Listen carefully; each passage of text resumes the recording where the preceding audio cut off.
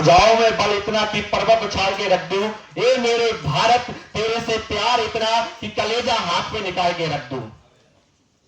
लगता है कि ऑडियंस को भारत से प्यार ही नहीं है।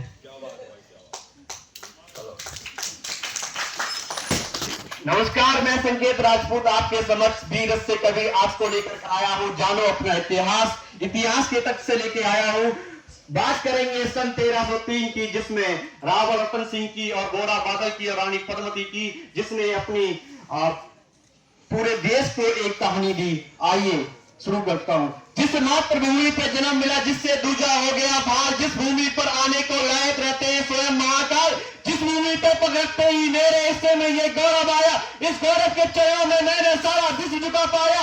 ये गौरव सुनो मान का है, ये गौरव सुनो शक्तिमान का है, ये गौरव ऋषियों मुनियों के वरदान का है, ये गौरव सनातनी संतान का है, ये गौरव गौरा की आन का है, ये गौरव महाराज की आन का है, ये गौरव विश्व गुरु हिंदुस्तान का है। क्या बात है, गजब।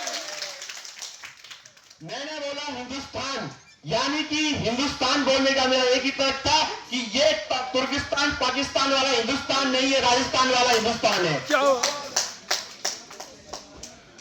तो मैं चलता हूं सन 1303 में, जहां रावण रतन सिंह राज करते हैं मेवाड़ दल में, और समय यहां चलते हैं कि खिलजी एक मेहमान के रूप में मेवाड़ चित्तौड़गढ़ में आता है और उसका सत्कार होता है और उसका अभिनंदन करते हैं महाराज।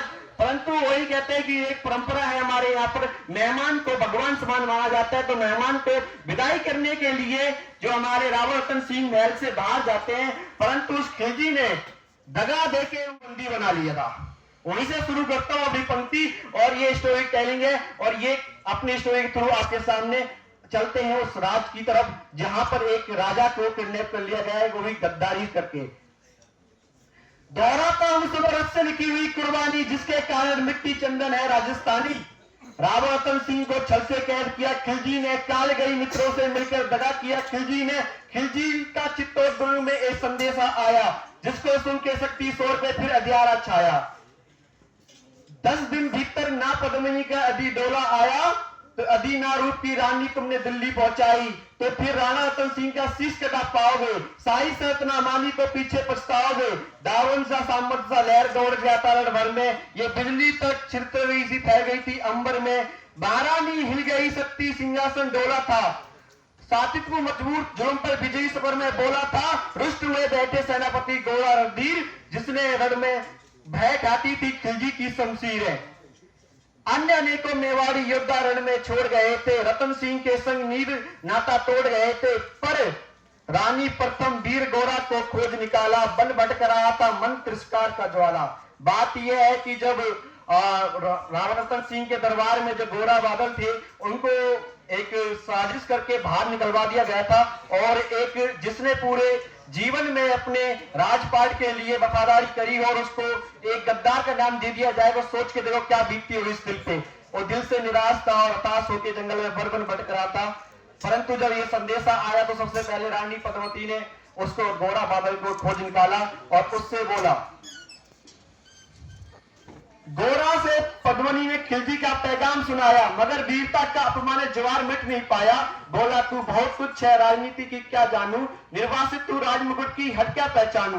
बोली पद्मनी समय नहीं है वीर क्रोध करने का, अगर धरा की आन मिट गई तो घाव नहीं भरने का।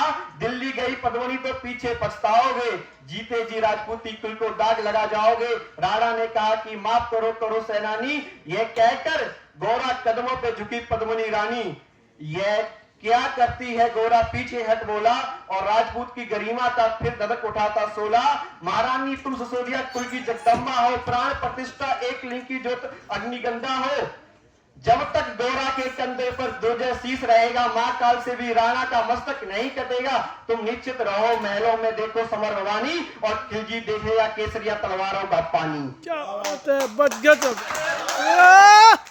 राणा के सैकसुर आने तक गोरा नहीं मरेगा, एक पैर तक सर कटने पर धड़ युद्ध करेगा।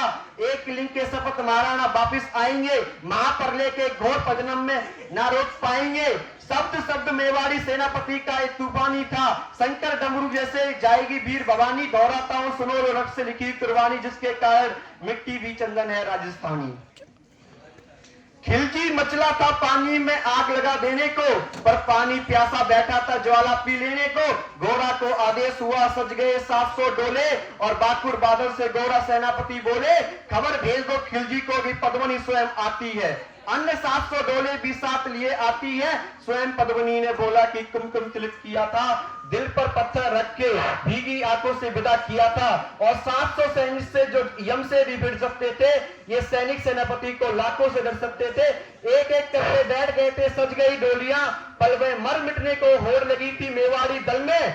हर डोली में एक वीर चाल उठाने वाले थे, पांचों ही शंकर के गढ़ की तरह संबर मत वाले।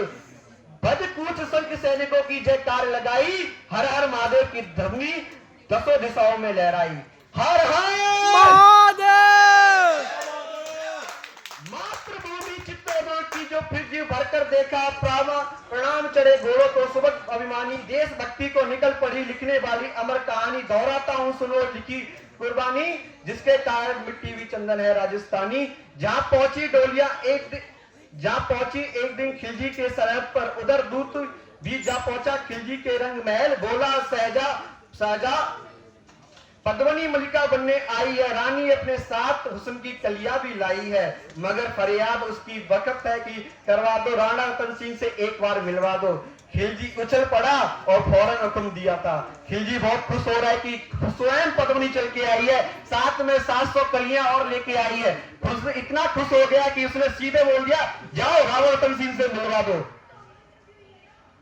बड़े सोच से मिलने आई शाही परवाने दिया, वह शाही परवाने दूत ने गोरा तक पहुंचाया। गोरा झूम उठे, क्षण बादल को पास बुलाया, बोले बेटा अब आ गया है वक्त कट मरने का। मातृभूमि मेवाड़ धरा का दूध सफल करने का। यह लोहार पद्मनी भेष में बंदी करे जाएगा, केवल 10 डोलियां के लिए गोरा पीछे जाएगा। बस ये बंधन काटेगा, हम राणा को मुक्त करेंगे। घोड़सवार उधर आगे की तैयारी करेंगे, जैसे ही राणा आएंगे वह स्वैर आदि बन जाएंगे और वहीं चित्तौड़गढ़ पे जाके सकुशल पहुंच जाएंगे।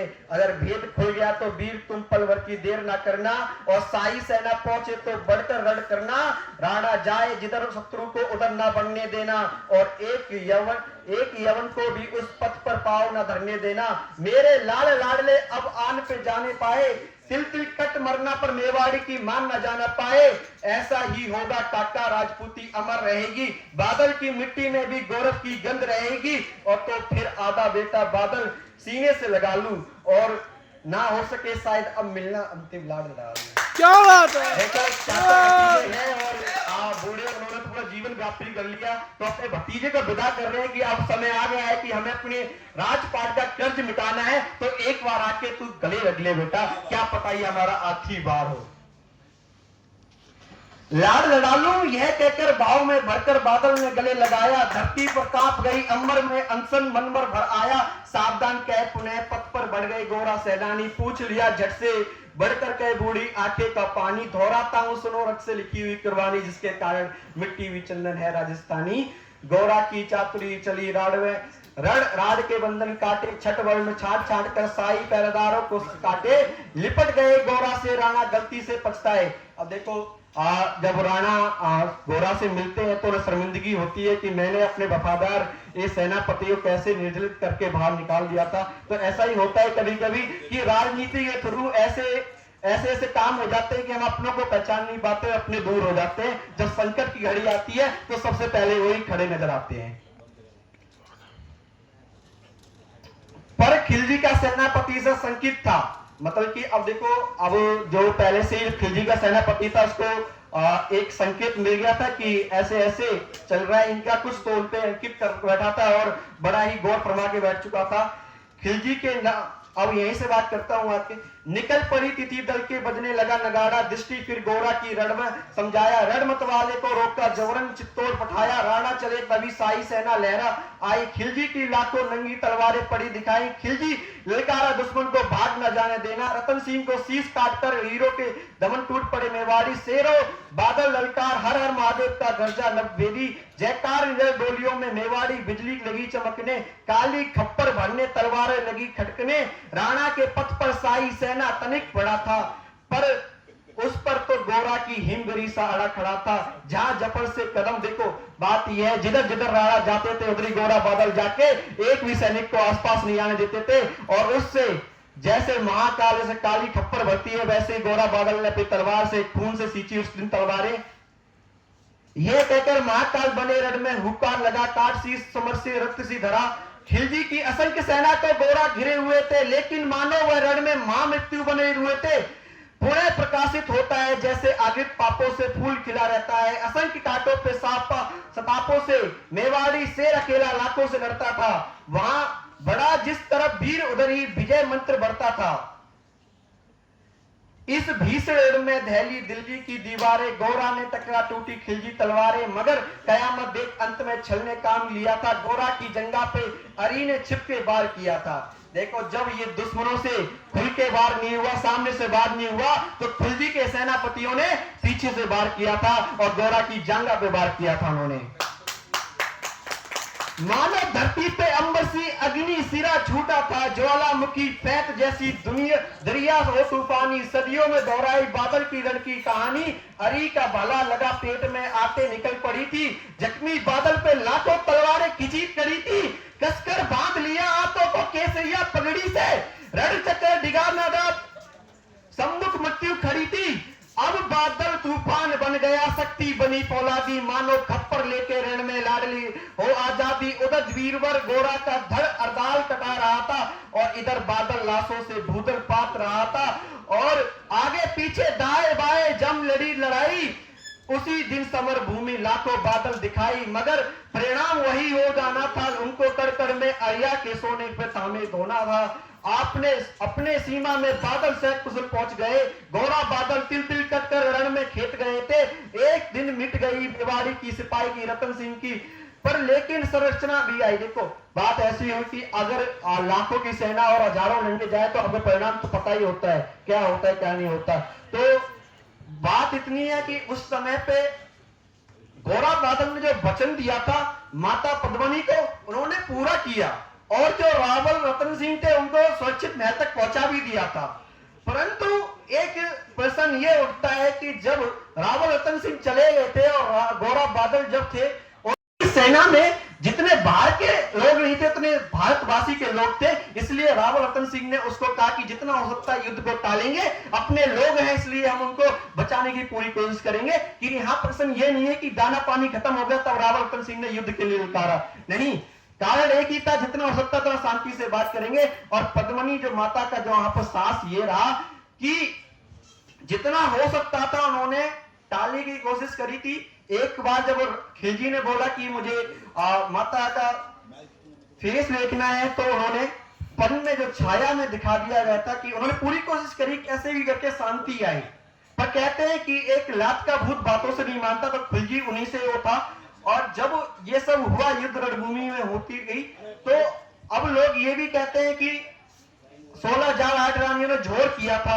मैं कहना चाहता हूं तलवार उठा लेती, ऐसे लोग तर्क देते हैं। मैं कहता हूं कि एक बार भट्टी में हाथ डाल के देख लो, उन्होंने जोर करके पूरा शरीर को जलाया था। क्या बात है। आज के जो लोग तर्क देते हैं ना, एक बार आप भट्टी में हाथ करके देख लो ना, नानी ना मरी हुई दादी याद है तो नाम बदल देना मेरा, कोलगेट ले आते फिरोगे, जितने भी लोग ये तक देते हैं। ओके सॉरी, आगे मैं अपनी बॉडी को इब्राहिम देते हुए एक पंक्ति करूंगा, एक पंक्ति लास्ट पढ़ूंगा फिर मैं चलूंगा। जब तक है सांसों की कतार, जब तक है सांसों की धार, गाऊंगा भारत का चमत्कार। मरना है तो मर जाऊंगा, लेकिन वापिस आने के लिए देवों के देव मनाऊंगा। और जब मान जाएंगे महादेव तो मांगूंगा दो वरदान यही, सारे पुण्य कर्म तुम धर लो, दे दो हिंदुस्तानी। वाह भाई वाह।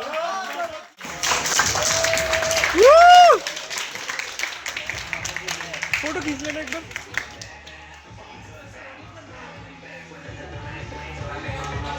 ये पद्मावत